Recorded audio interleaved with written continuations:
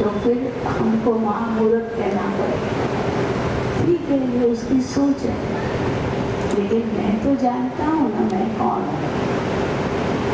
तो राजयोग हमें क्या सिखाता है कि हम अपने स्वमान में रहें। स्वमान का मतलब होता है आत्मा का मान।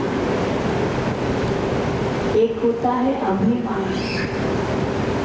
मैं सेठ हूँ, मैं होशियार हूँ, मैं बुद्धिमान हूँ, मैं बहुत समझदार हूँ, मैं धनवान हूँ, मैं ये हूँ, मैं वो हूँ। उसको कहते अभिमान। इस संसार की जो भी सामग्री है, जो कुछ भी है, अगर हम उसका अभिमान रखते हैं तो ये पाप के खाते में जाता है, क्योंकि वास्तव में मेरा तो कुछ है ही नहीं, ये तो सब भगवान का है, मेरा तो कुछ भी नहीं है। हम तो हाथ खाली आए थे, हाथ खाली जाना है। इसलिए हम अपने स्वमान में रहते हैं। कौन सा है हमारा स्वमान? आत्मा का स्वमान है कि वो शांत स्वरूप है। हम जितना अपने स्वमान में रहेंगे कि मैं आत्मा शांत स्वरूप हूँ, से ओम शांति, तो उस स्वमान में रहने से उसने कुछ भी बोला, हमें उसका दुख नहीं होगा। ठीक है, अपने आप जो बोलता है बोलने तो हम कहाँ रोक सकते हैं। उस समय हम क्या सोचेंगे कि होगा कोई हिसाब किताब किसी जन्म का, वो हिसाब किताब चुप हो गया, और चुप हो गया तो खुशी होती है। जैसे आपके सिर पर कोई ऋण हो, वो ऋण आपको चुप करना है। तब वो व्यक्ति आपके पास आ गया और आपसे ऋण मांगा, पैसा मांगा जो आपने उससे लिया था, और आपने उसको दे दिया, तो ऋण चुप हो गया ना।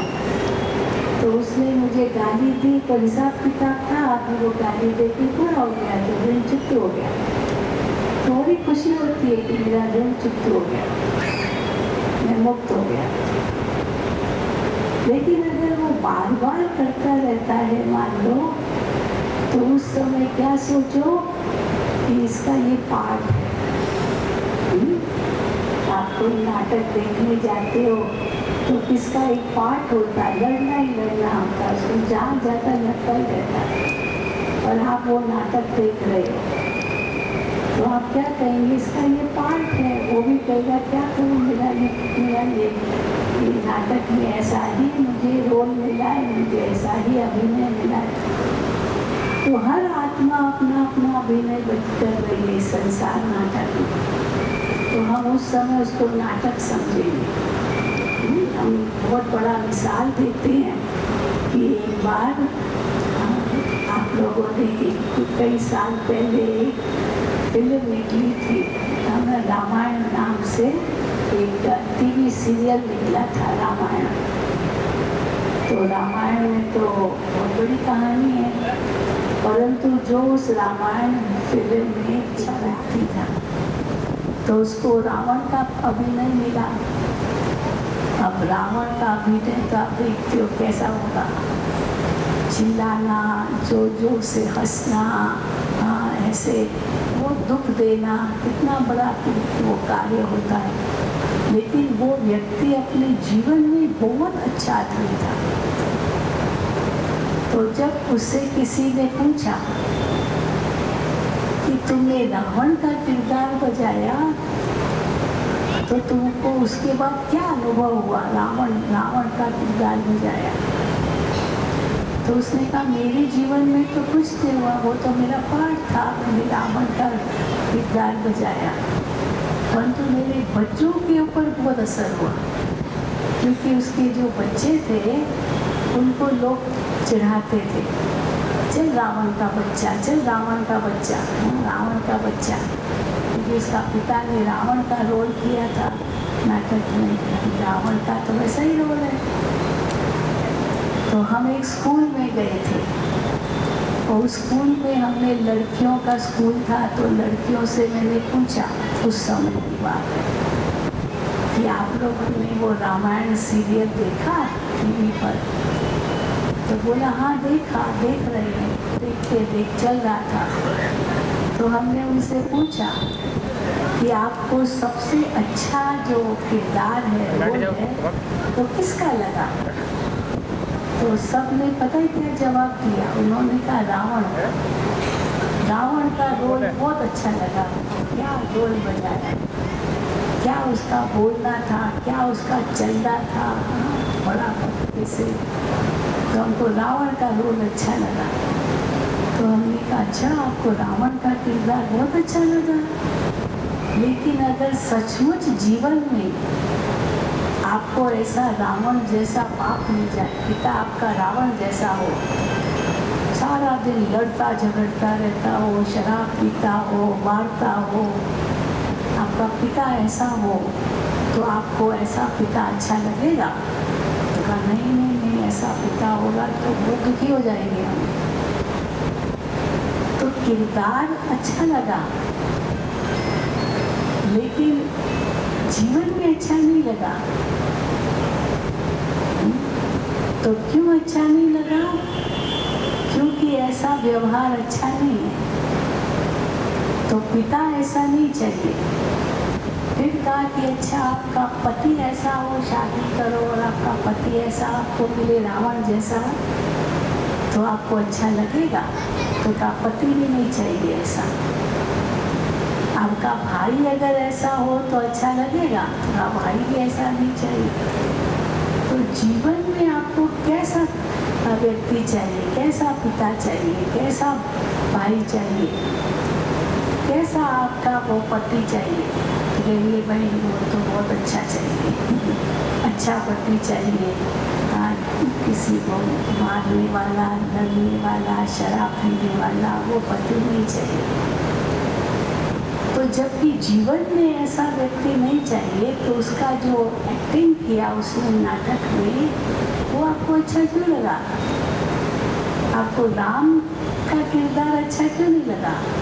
राम का किरदार तो कितना अच्छा है। आपका पति राम जैसा हो, पिता राम जैसा हो, रावण जैसा नहीं चाहिए। तो राम जैसा क्यों नहीं? तो आपने जो नाटक देखा रामायण का, तो उसमें राम का जो किरदार था वो अच्छा क्यों नहीं लगा? तो उन्होंने पता है क्या जवाब दिया? उन्होंने जवाब दिया, वो राम जो है ना, वो पाठ बजाता है, उसको कुछ बोलना होता है तो पहले सोचता है, फिर धीरे धीरे बोलता है, पहले मुस्कुराता है, फिर धीरे धीरे बोलता है, फिर हाँ धीरे धीरे उसका व्यवहार है, सब धीरे धीरे। तो हमको बहुत बोरिंग लगा, बहुत मज़ा नहीं आया उसका एक्टिंग। और रावण का ठा ठा ठा ठा ठा वो हमको बहुत अच्छा लगा। तो फिल्म में, नाटक में तो अच्छा लगा, पर जीवन में अच्छा नहीं लगा हो। तो जीवन में तो कैसा व्यक्ति चाहिए? मेरा पिता कैसा हो, मेरा बेटा कैसा हो, हाँ मेरा पति कैसा हो। जीवन में तो बड़ा मीठा हो, प्यारा हो। तो इसी प्रकार हर एक का अपना अपना पार्ट है। अब एक कोई फिल्म देखने जाते हो, कोई रो रहा है, कोई हंस रहा है, कोई चिल्ला रहा है, कोई गालियाँ दे रहा है, आप कैसे देखते हो? साक्षी होकर के देखते हो, ये क्यों कर रहा है, ये क्यों कर रहा है, ऐसे थोड़ी बोलते हो, देखते हो, ये उसका किरदार है, उसका रोल है ये। तो हमको भी परमात्मा क्या कहते हैं, उसमें सोचो इसका ये पार्ट है इस नाटक में, तो आपको दुख नहीं होगा क्यों ये ऐसे कर रहा है, ये नहीं आएगा।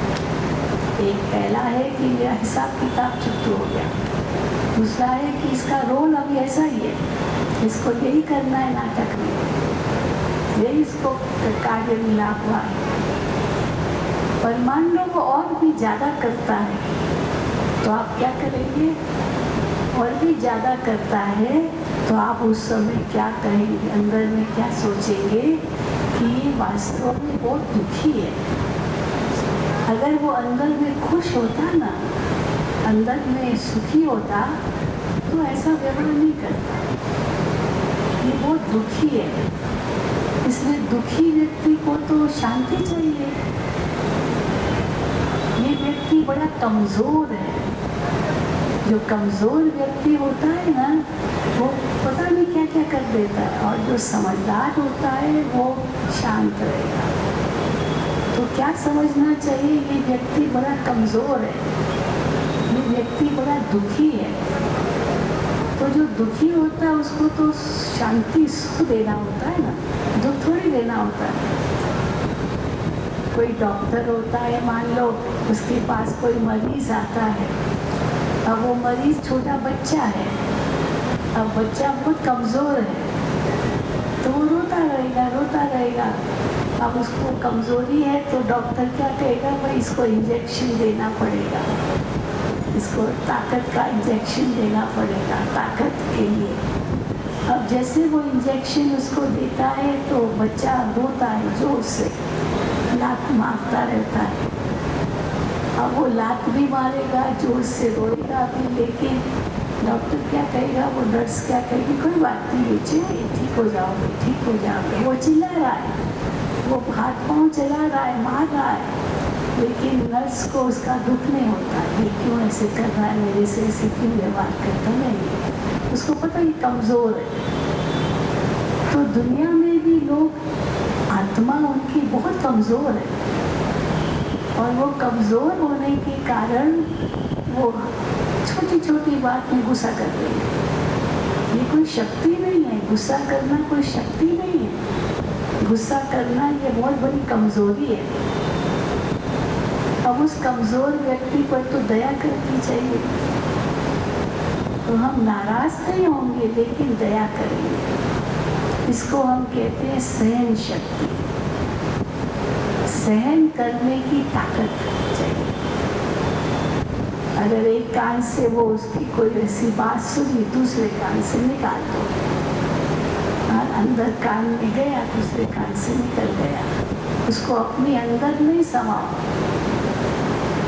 और आपको क्या करना है, राजयोग जब सीखते हैं, मैं आत्मा हूँ, मेरा स्वभाव शांति है, दूसरा व्यक्ति भी वास्तव में वो शांत स्वरूप आत्मा है, तो हम उसको उसी आत्मिक भाव से देखते हैं। और जब आत्मिक भाव से देखते हैं, भले बाह्य व्यवहार कैसा भी है, लेकिन वो क्रोध का जो व्यवहार है ये उसकी कमजोरी है।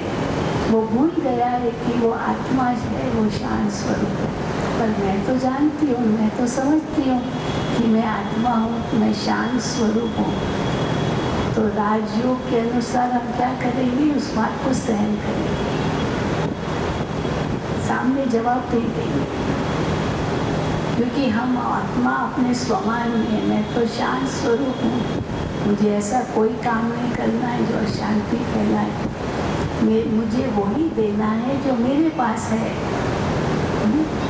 तो हम मिसाल देते हैं ना, कोई पेड़ है, वो आम का पेड़ है, अब एक पत्थर, एक बच्चा है, वो क्या करता है, बहुत आम लटक रही है पेड़ में, और वो बच्चा क्या करता है, पत्थर लेकर के आम के पेड़ पर पत्थर मारता है। तो वो आम का पेड़ क्या करता है, उसको पत्थर वापस नहीं मारता, वो क्या करता है, वो उसको एक आम देता है, वो आम गिर जाता है, उसको आम मिल जाता है। उस बच्चे ने पत्थर मारा और जवाब में उसको आम मिला। तो जिसके पास जो चीज़ है वही तो देगा ना, वही चीज़ देगा।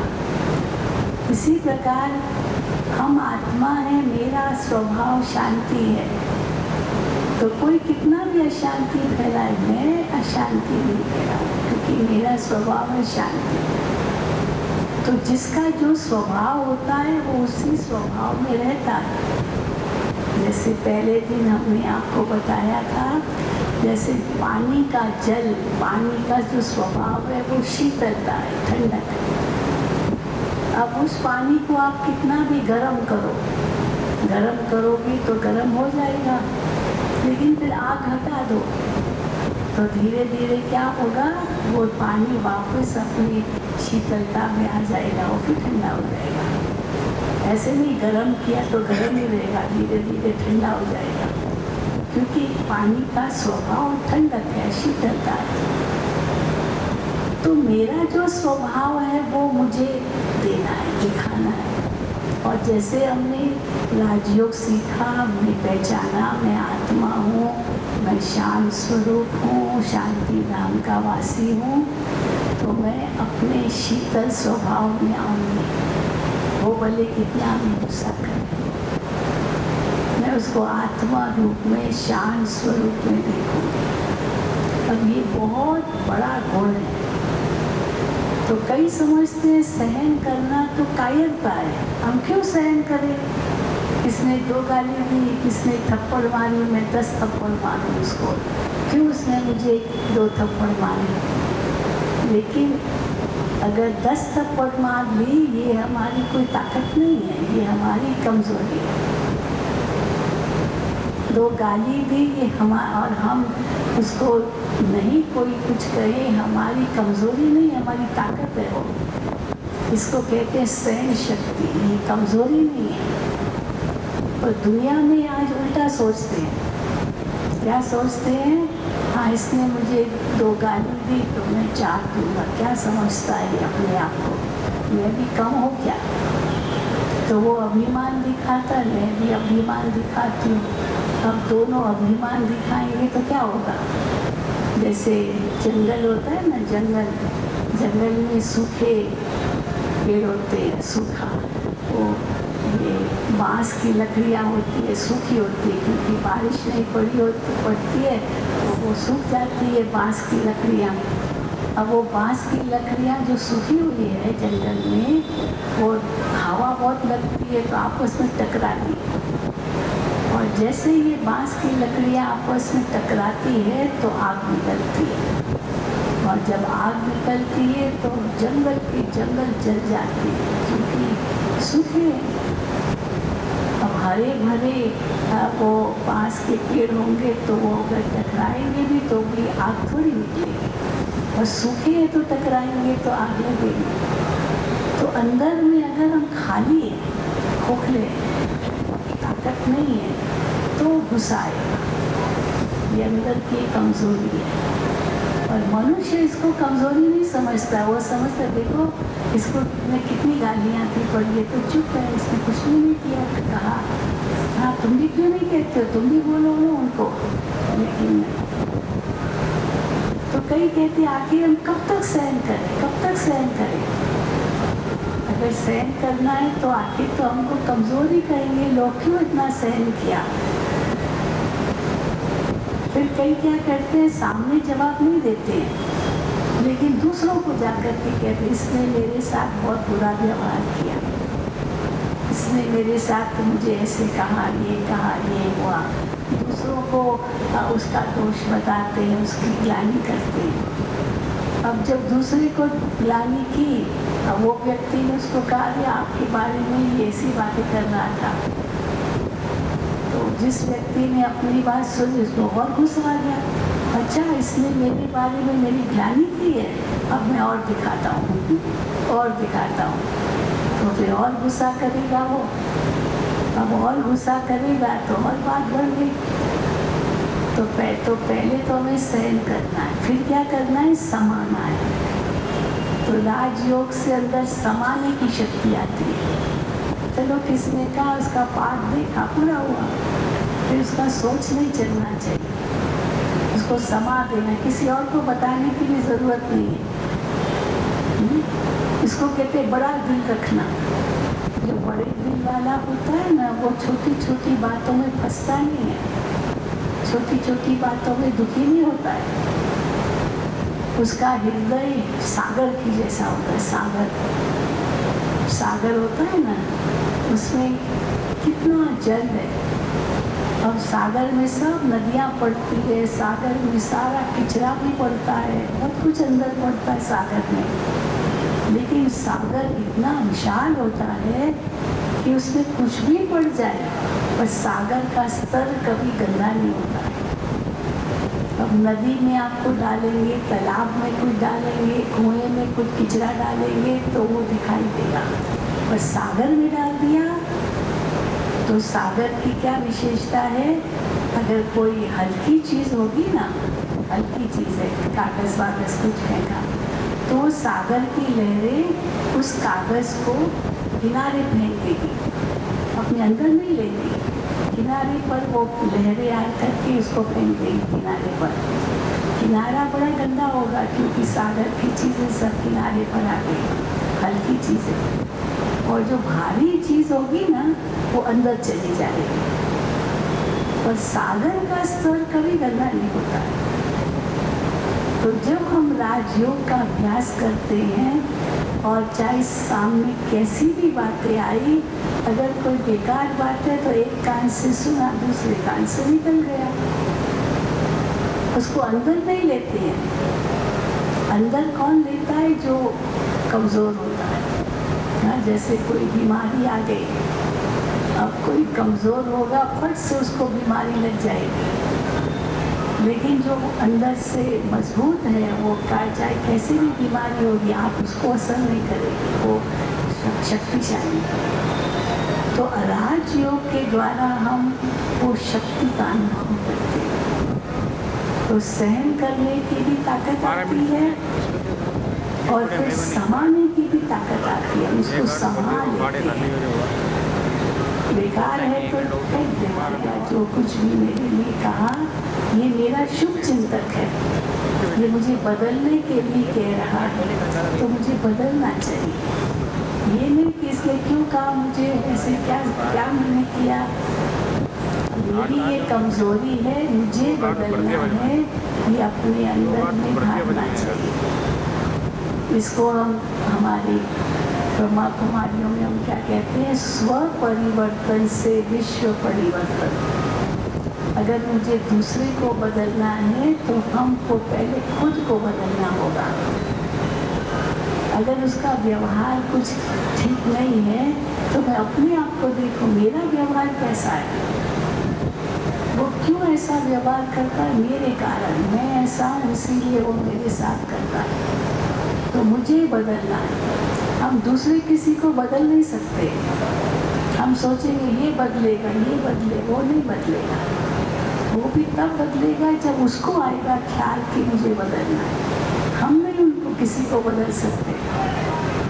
हम किसी छोटे बच्चे को भी हम ज़बरदस्ती नहीं कर सकते। छोटा बच्चा भी होगा ना, हम ज़बरदस्ती नहीं कर सकते अगर उसकी अपनी इच्छा नहीं होगी तो। छोटे बच्चा होता है, उसको भूख नहीं लगी है, उसको खाना नहीं है, अब माँ उसके पीछे पीछे जाएगी, बेटा खा लो खा लो खा लो खा लो, हाँ खाओ। वो रोटी लेकर के उसके पीछे पीछे दौड़ेगी, बेटा इधर आओ खाओ, मुँह खोलो, मुँह में डालो। बच्चे को खाना नहीं है तो वो क्या करेगा? बच्चा नहीं खाएगा, मुँह बंद रखेगा।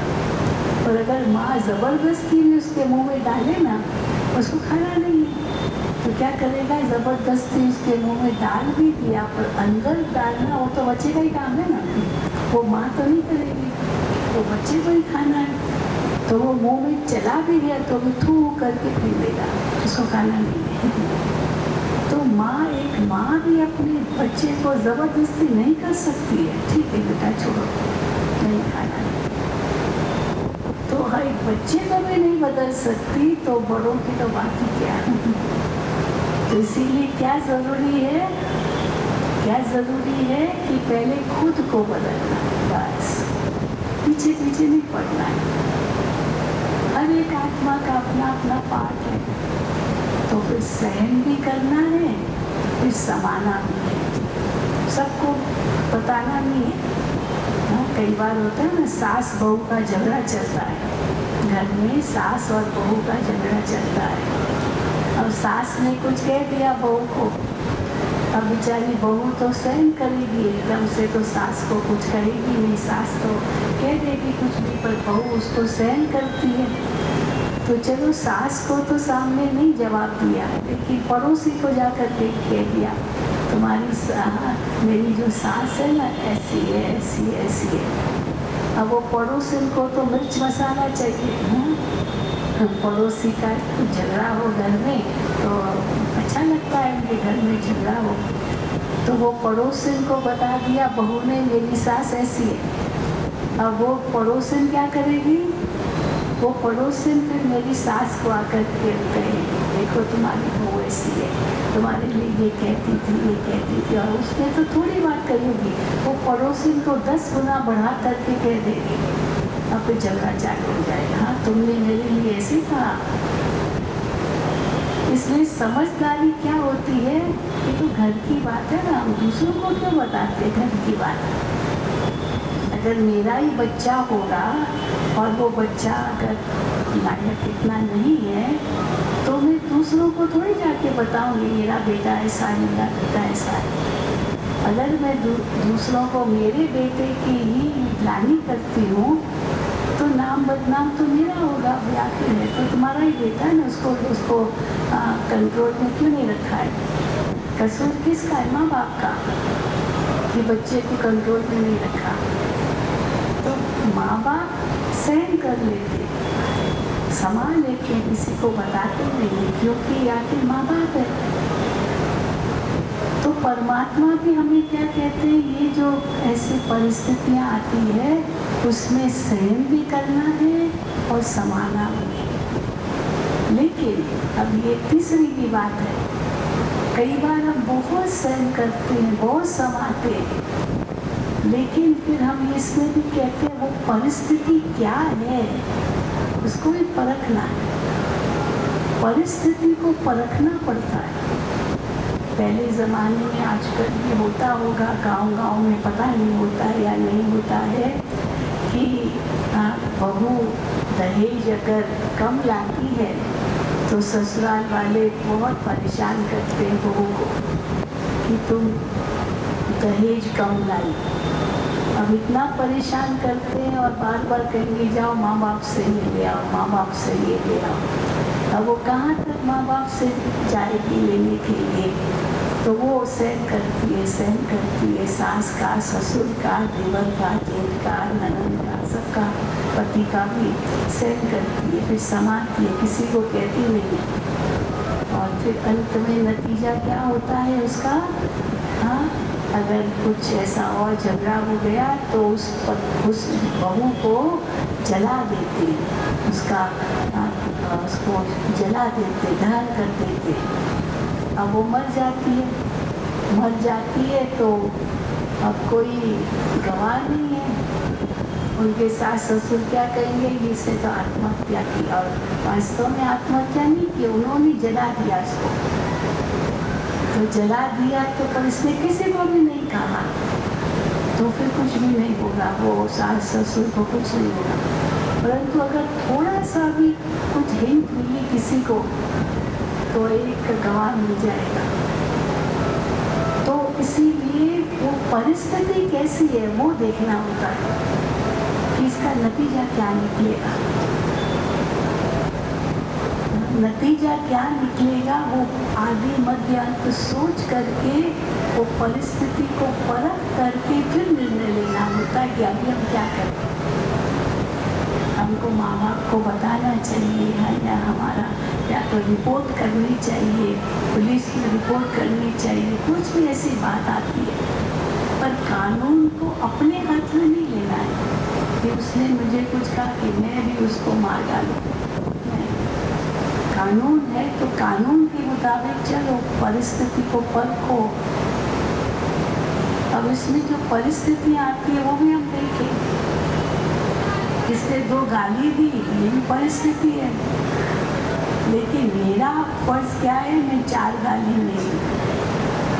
ये परिस्थिति को उसी समय खत्म कर दो, छोड़ो तो छोड़ो। लेकिन केवल वो गाली दी ही नहीं, इनसे और बड़ी बात हो जाए, और भी बड़ी बात हो जाए तो क्या करना चाहिए? जो उचित व्यक्ति है उसको बताओ, जो आपकी इस प्रॉब्लम में, समस्या में आपको जो हल दे सकता है उसको बताओ। छोड़ भी नहीं दो, क्योंकि बढ़ सकती है समस्या। या तो रिपोर्ट करो या तो आपसे जो बड़े हैं उनको बताओ, लेकिन बताओ ज़रूर। तो परिस्थिति को परखना होता है, इसका नतीजा क्या होगा। अब मान लीजिए कोई आपके घर में आया, चोरी करके चला गया, फिर आप कहेंगे छोड़ो क्या करेंगे, कहाँ पर रिपोर्ट करेंगे, रिपोर्ट करो अगर आपको चाहिए। परंतु कोई व्यक्ति आपके घर की चोरी करने नहीं आया है, परंतु आपसे दुर्व्यवहार करने आया है, तो दुर्व्यवहार करने वाले व्यक्ति को हम छोड़ नहीं देंगे, हम उनका सामना करेंगे, लड़ेंगे, क्योंकि दुर्व्यवहार कर रहा है। अगर कोई व्यक्ति ऐसे बंदूक दिखा कर कहता है निकालो सब, तुम्हारे पास जो पैसा है सब निकालो, नहीं तो मार डालूंगा, तो उस समय समझदारी क्या है? देखो, जान बची लाखों पाए, धन तो वापस आ जाएगा, तो जान तो बचेगी। परंतु वो हमारी जान के पीछे नहीं है, वो हमारे चरित्र के पीछे है। तो फिर चरित्र तो कभी नहीं देना चाहिए, मर जाएंगे कोई चरित्र नहीं देंगे। इसलिए हर परिस्थिति को अलग अलग पहलू से देखना होता है, तो उस परिस्थिति को परख करके निर्णय करना होता है, क्योंकि निर्णय का भी आधार क्या है, कौन सा मूल्य को हम महत्व देते हैं। यहाँ हमारे चरित्र को हमने मूल्य दिया है, केवल धन को मूल्य नहीं दिया। धन गया, अच्छा कोई बात नहीं, जाने फिर कमा लेंगे, मिल जाएगा, वो तो हाथों की मैल है। हाँ, धन के लिए क्या कहते हैं, वो हाथों की मैल है। जैसे मैल चढ़ती है ना हाथों पर, फिर आप साबुन से धुलाई करते हो, फिर कुछ काम काज किया, फिर मैल चढ़ जाती है, फिर जाके हाथों को धोते हो साबुन से, तो मैल तो चढ़ती रहती है, निकलती रहती है, चढ़ती रहती है। तो धन भी ऐसे ही है, वो आता ही जाता है, आता ही जाता है, वो रखने के लिए नहीं है। कागज के नोट है, आखिर क्या होगा, आखिर तो सड़ भी जाएंगे।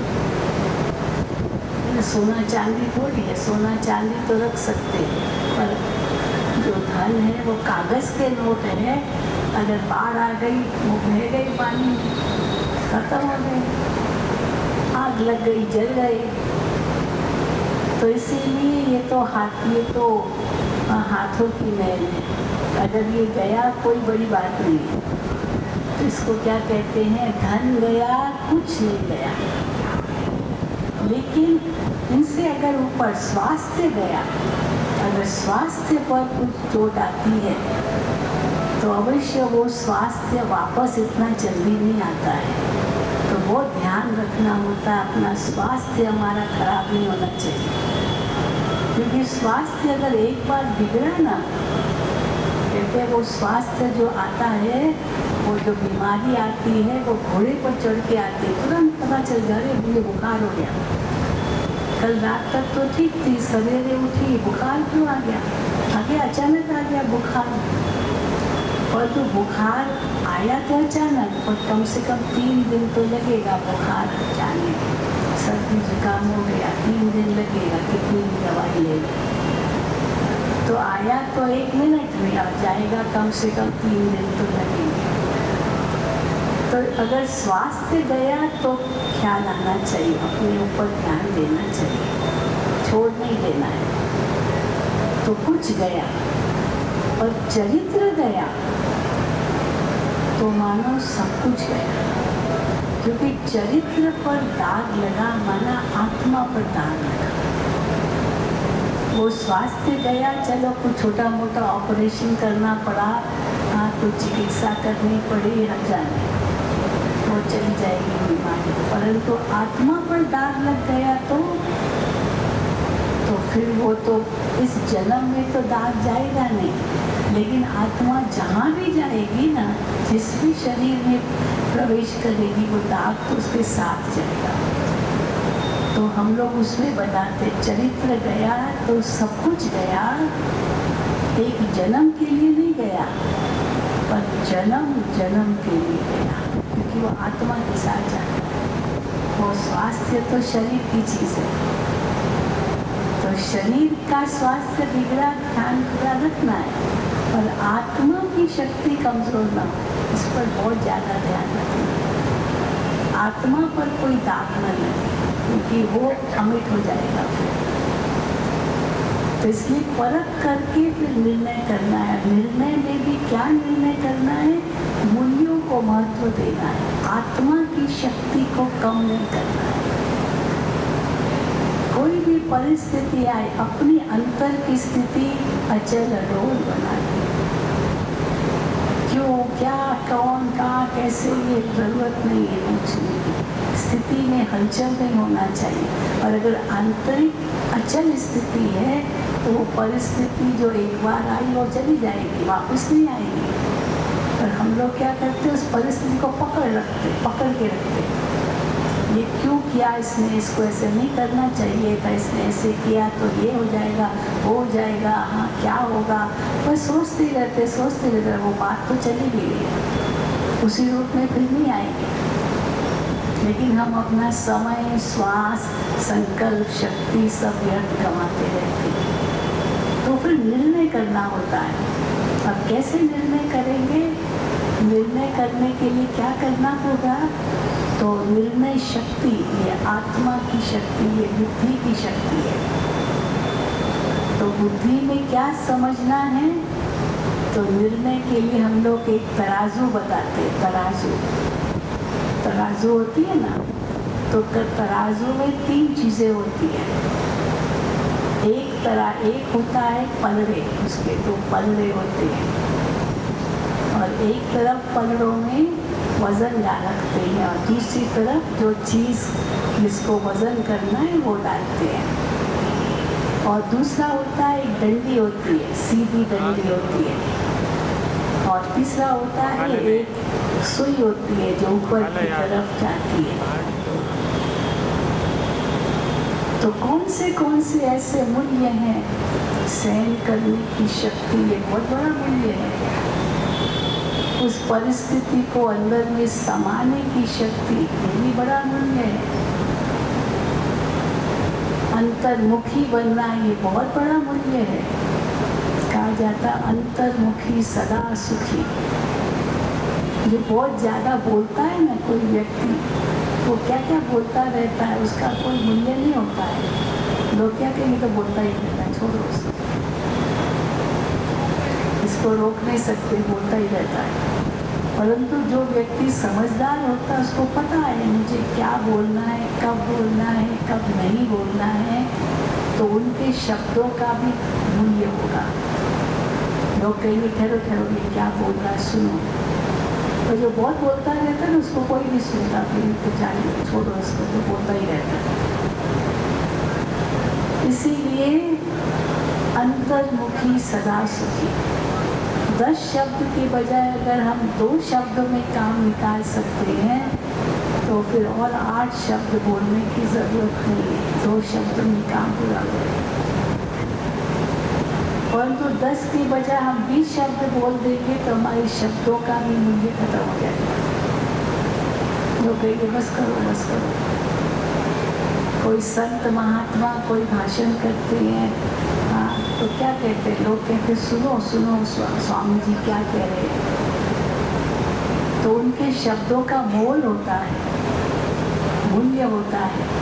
एक एक शब्द एक रतन की तरह अंदर में जाता है। सत्संग करते हैं ना, और कोई व्यक्ति ऐसे ही बस पागलों की तरह बोलता रहेगा तो कौन उसको सुनेगा? कोई नहीं सुनेगा। तो हमारे जो शब्द है, हमारे जो बोल है, वो बहुत कीमती है। हमेशा ऐसे सोचो, उसकी कीमत को पहचानो, और पहचान करके उसी अनुसार उसको मोल दो, मूल्य दो। तो अंतर्मुखी सदा सुखी, और जो बाह्यमुखी है वो सदा दुखी रहता है, क्योंकि यहाँ देखेगा, उधर देखेगा, वहाँ देखेगा, वो क्या कर रहा है, और फिर सबसे अवगुण निकालेगा, सबका परिचिंतन करेगा, अंदर खुद भी दुखी, दूसरों को भी दुख देता रहेगा। इसलिए अंतर्मुखी बनना है, गंभीर बनना है। जो बात अंदर में है कोई सबको बताने की जरूरत नहीं है। कई लोग हैं ना अपने अंदर समा नहीं सकते। कई को होता है ना, ये व्यक्ति अपने पेट में कोई बात समा नहीं सकता है, लेकिन गंभीर होगा वो बात समा लेगा। हर्षित मुख भी रहना है, सदा मुस्कुराता रहना है। कई होते हैं उनका चेहरा सदा उदास रहता है, उदास ही उदास, जैसे दुखी दुखी है, उसके जीवन में सुख देखा ही नहीं है। लेकिन कुछ भी, कितना भी दुख हो, लेकिन चेहरा अगर मुस्कुराता है तो दूसरे व्यक्ति का भी दुख दूर हो जाता है, क्योंकि हमने मुस्कुराता हुआ चेहरा दिया। एक छोटा बच्चा होता है ना, अगर वो बच्चा मुस्कुराता है तो जो उसके सामने आता है उसको कितना भी गम होगा, दुख होगा, पर मुस्कुराता हुआ बच्चे को देखेगा तो वो व्यक्ति भी मुस्कुराने लगेगा, दुख भूल जाएगा। तो हर हालत में अपनी मुस्कुराहट को कभी खत्म नहीं करना, उदास कभी नहीं होना। उदास कौन होता है? जो अपने इंद्रियों का दास है, वो उदास होता है। इसीलिए उदास तो कभी हिंचक मात्र भी नहीं होना है, क्योंकि हम जानते हैं ये संसार एक खेल है, एक ड्रामा है, हर एक अपना अपना पार्ट बजा रहा है। तो ये हमारे अंदर ये सब शक्तियाँ आती है राजयोग से, क्योंकि हम आत्मा को देखते हैं। तो परखने की भी शक्ति आती है, निर्णय करने की भी शक्ति आती है, फिर हर एक के साथ हम एक दूसरे को सहयोग भी देते हैं। आप देखिए हम लोगों के जो सेंटर्स है, ब्रह्मा कुमारी बहनें इतनी सेवारत है, अपना जीवन सेवा में दिया है, समाज की सेवा में। तो कई लोग पूछते हैं आप लोग कैसे रहते हो? एक परिवार में 3 बहुएं भी साथ में प्यार से नहीं रह पाती आज की कलयुगी दुनिया में, और हम इतनी सारी बहनें एक साथ रहती है, एक साथ रहती है। तो कई लोग हम लोगों से पूछते हैं आप लोग कैसे एक साथ रहते हो, कैसे एक दो को सहयोग देते हो? तो हम कहते हैं कि क्यों एक दो को सहयोग देते, क्योंकि हम अपना नहीं समझते कोई भी काम, कि भगवान का काम करते हैं। तो अगर भगवान का काम कर रही है तो क्यों नहीं सहयोग देंगे? तुमने किया, हमने किया, कोई फर्क नहीं पड़ता, क्या बड़ी बात है। ये मेरा काम नहीं है, ये तुमने क्यों किया, मेरे के नहीं, मैंने किया या तुमने किया, ईश्वर का कार्य है। हमको हाथ बटाना है, हमको सहयोग देना है। भगवान का हर कार्य महान है, चाहे हम भाषण करते हैं, कोई बर्तन मांजते हैं, कोई खाना पकाते हैं, कोई सफाई करते हैं, हर कार्य भगवान के घर का महान है। जब हम ये समझते हैं ना, तो एक दो के सहयोगी बन जाते हैं। इसीलिए कहा जाता है जो सहयोगी है वो योगी है, क्योंकि भगवान के कार्य में वो सहयोग देगी। तो कई प्रकार का सहयोग है, एक प्रकार का थोड़ी होता है। ये देखो 5 उंगलियां सब एक दो में बराबर नहीं है, एक ये छोटी है, इनसे लंबी है, ये इनसे और थोड़ी छोटी है, और छोटी है, ये अंगूठा तो बहुत दूर है। लेकिन जब मुट्ठी बनती है तो ये सब इकट्ठी हो जाती है, हाँ, हाथ मजबूत हो जाता है। एक उंगली में वो शक्ति नहीं है, पर 5 ही उंगली अगर काम करे तो वो मुट्ठी कितनी शक्तिशाली हो जाती है। इसी प्रकार जितना हम एक दो के सहयोगी बनते हैं, फिर तुमने किया, मैंने किया, बात एक ही, ये काम हो गया ना, ईश्वर का काम है। ये समझकर कार्य करते हैं तो कदम कदम पर हमें सफलता मिलती है। अगर ये कहते ये तेरा काम है, मेरा काम नहीं है, मेरा काम है, तुमने क्यों किया, तो लड़ते रहेंगे तो काम भी सफल नहीं होगा। तो इसीलिए सहयोग देना ये भी एक बहुत बड़ी शक्ति है, और भगवान के कार्य में सहयोग देना, इससे तो बहुत बड़ी शक्ति मिलती है। ईश्वर के कार्य में अपना तन लगाना, मन लगाना, धन लगाना, अपना समय देना, अपनी शक्ति देना, वो 1 का 100 गुना होके वापस मिलता है, क्योंकि भगवान के कार्य में हमने सहयोग दिया। किसी को सुख देंगे तो हमारा सुख कम नहीं होगा, हमारा सुख और बढ़ेगा। किसी को खुशी देंगे तो हमारी खुशी कम नहीं होगी, हमारी खुशी और बढ़ेगी। चीज़ें अगर हम किसी को देते हैं तो हमारी वो चीज़ कम हो गई।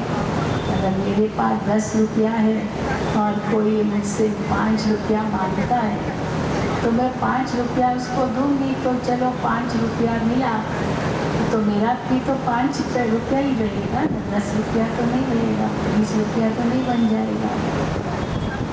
लेकिन अगर मैंने किसी को खुशी दी तो मेरी खुशी बढ़ जाएगी, उसको तो खुशी मिलेगी, मेरी कम नहीं होगी, मुझे भी मेरी और बढ़ जाएगी। तो इसीलिए कहावत है, सुख देंगे तो आपका सुख बढ़ जाएगा। तो अगर अपनी खुशी बढ़ानी है तो दूसरों को खुशी दो, अंदर अपना सुख बढ़ाना है तो वो सुख बांटो। और कैसे बांटेंगे?